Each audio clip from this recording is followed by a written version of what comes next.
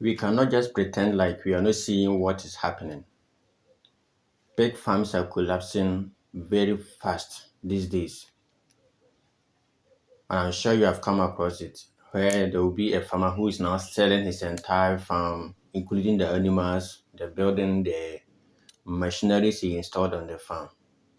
Yes, that is happening. Some invest as high as $500,000 into the pig farm. And they don't just close the farm because they want to, but they are forced to, due to some of the reasons I'm about to share with you today in this video. So if you are watching and you want to also start your pig farm, you know where to go and how to start it and start right. So you don't end up being one of these people. The truth is, if you come in and then you start the farm and then you are selling it at this point, you are automatically a desperate farmer. So there's no way you'll be able to get your money back.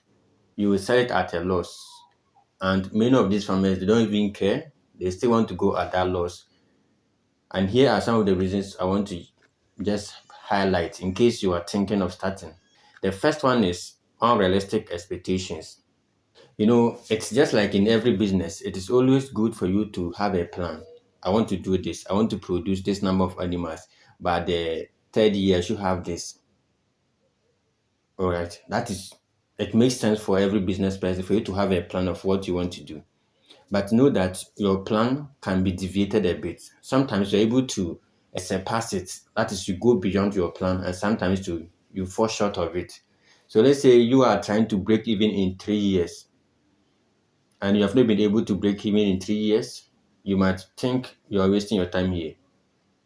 You understand? And there's others too who just enter within 18 months. And some also go as far as 15 months, and they're able to break even. So you can set your expectations, but farming also has its own limits, and that also includes pig farming. Things happen the way they want to go. You can't just force it. So if you're coming in with an expectation that you are in for the long term, maybe 5 years, 10 years, that one, if you fail in the first year, you're still learning. Second year, third year, you are still picking yourself up. But these days, even with these resources at our disposal, online videos and the YouTube as well as one-on-one course, you hardly fail these days. The only thing is you stretch yourself too much because you want to get it very fast. It is not an escape route. That one I must tell you. If you want to use that one as your escape route, then you need to plan well. Plan maybe for the long game, maybe 20 years. So I don't want any of you watching this video will end up also selling your farm because you came in and your expectations were unrealistic and now you couldn't meet them. So you have to shut down your farm for the sake of your mental health. So coming with an expectation, maybe I want to raise this number of animals, 300 animals by the second year. So I'm starting with 10 sows, and this is what I want to go. All right. There's money in it. That one, trust me, there's money in it because it's only in pig farming that a single animal after 4 months is able to give you maybe at least five piglets. If you compare that with cow, poultry, and other things, you get to know that pigs actually give you faster money. So the reason why people go into it is that they have heard people say pig farming is very lucrative and makes more money in the short time. Yes, it is true. But you need to also prepare for it. You put in before you reap it. Yes, so coming with a clear expectation, this is what I want to do. So that if they don't go your way, you even have a buffer for that. And the second reason is also that the feeding and medication, they cost a lot. I must tell you. I think for now we are even lucky this time because this time a bag of maize, the size 5, is now costing about 400 Ghana cedis, which is $40. Yes, $40. But 2 months ago, this same bag was going for as high as 1,200 Ghana cedis, which is $120. So you can see the reduction. But that is in the maize aspect. The soybean, we don't have it that in numbers in our country, also in part of Africa, and we do the importation. And that one also depends on the dollar and the exchange rate. The moment it is going up, inflation kicks in, and our imports also become higher for us to afford inside here. So soybean, you can get it for 450 Ghana cedis, a 50 kilo bag, 450 Ghana cedis. That one can be very consistent, can stay there for a very long time. And mind you, pigs need protein in their feed. You definitely need to buy these things that they include in the feed. One mistake I've also seen, let me just chip that one in, is that For most of us, when we just come into the pig farm, we are just excited about the number of animals we want to have on our farm, but we don't plan for the cost to raise those animals. But we just see the vision that I want to have 50, I want to have 200, I want to have 500, but you don't really factor in how much it will cost to raise them to that stage. That is one of the mistakes many of us have been making. The idea of having the farm alone is what is moving us and we are happy, but we forget about the other costs that are associated with it. So you need to be well prepared, know how much it will cost you. I even made a book breaking down, if you want to go accordingly, how much it will take you to raise one single animal to a weight that you can sell and make a good profit from. That book is still online, you can get it and then you can go through it and see all the costs. And here we go also with the medication. There was one particular medicine I buy for 35 Ghana cedis, which is $3.50. But as I'm talking to you, the same thing has gone to $9, which is 90 Ghana cedis. That is more than 100% increment. You understand? About 150% increment.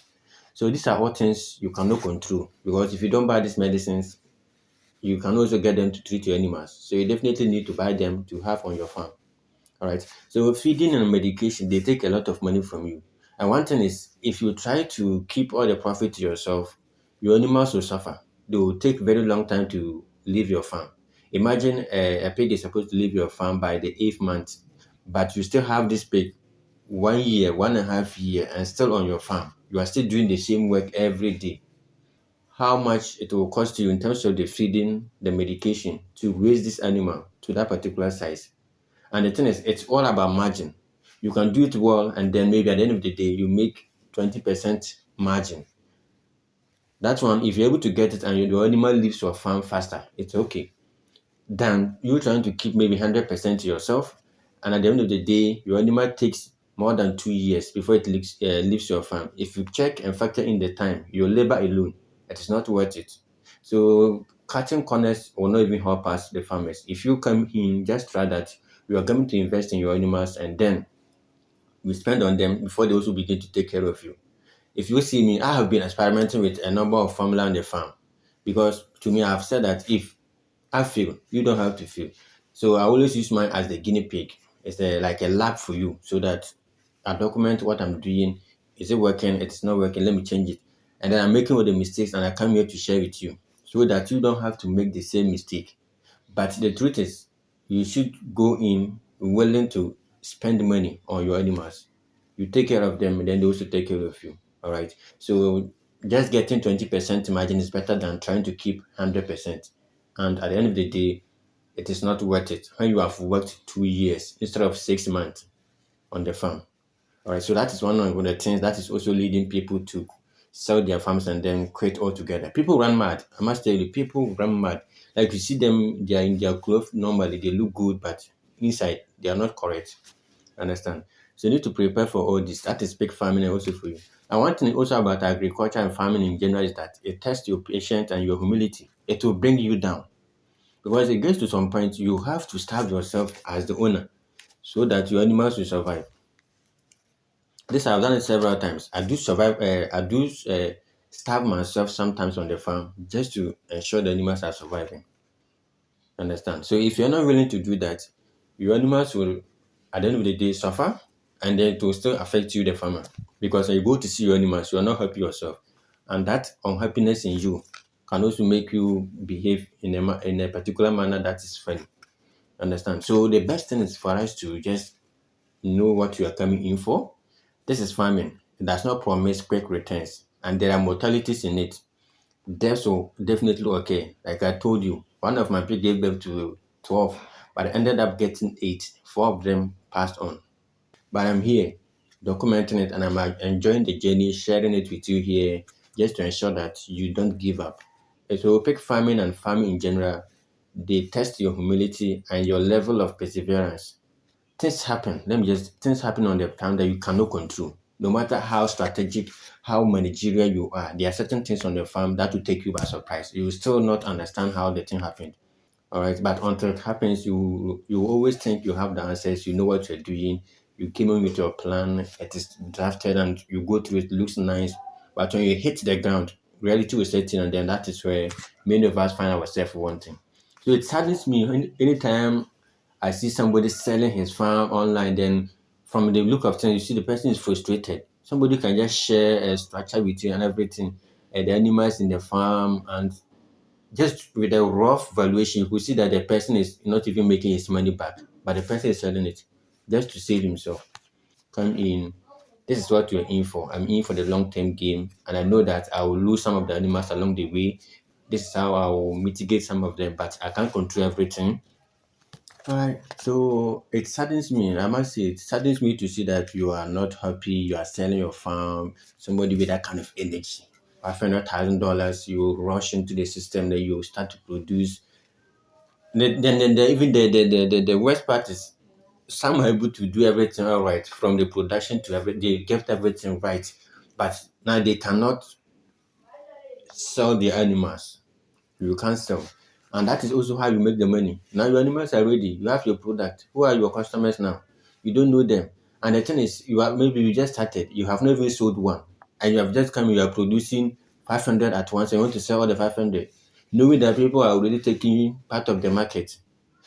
That is where now you will end up pricing yours lower. Instead of maybe 30 Ghana cedis per kilo of weight, you are collecting somewhere 25, 20 for the same animal. So if you come, you just want to take, maybe just produce, conquer the market, and you want to just supply everybody at once, your animals will end up being on your farm and you become a desperate farmer. And the animals, once they reach the finishing stage, that's where they consume a lot of feed. They eat like they eat crazy. You end up putting more money into them. And the moment you fail to do that, they start reducing in size and they look bad. That even the market, you will not be proud to price it for the market. That is what is happening. So you always, I say, just come once you start production, start scouting for your market. And even if possible, start selling them gradually, maybe 10, 15, 20, and then you keep increasing from that stage onwards. But if you want to wait, have them all together, because maybe according to your book, you're supposed to make a single sale and then you have maybe 100,000 Ghana cedis. You go broken-hearted easily. Sell them in batches and then keep the money until you're able to get all your 100,000 Ghana cedis after the season. That is how you go about it. Don't try to just sell at once and make that big money, have it in your hand. If you're not careful, it will not work for you, and your mind, you will lose it. That is pig farming for you, and that is what I've seen happening to people who just enter and they jump out. They enter, they jump out. You can plan, but your plan can fail. The buyers will humble you. If you don't have the market, they will humble you. Let's just do what we can, and then let's keep others motivated. Let's be each other's keeper. Reach out to other people when you are going through a tough time, or you know somebody who is going through a tough time. Get close to the person. Don't avoid them. Understand? So that is what I just wanted to share with you. But the rate at which farms are failing these days online, they are disappointed in farming. Then they come out, they film a whole lot of stories. But when you go deep down, they didn't actually understand what they were in for. And that is where it led to disappointment, which I don't want you watching this to be a victim. So let's do our work and let's be on guard.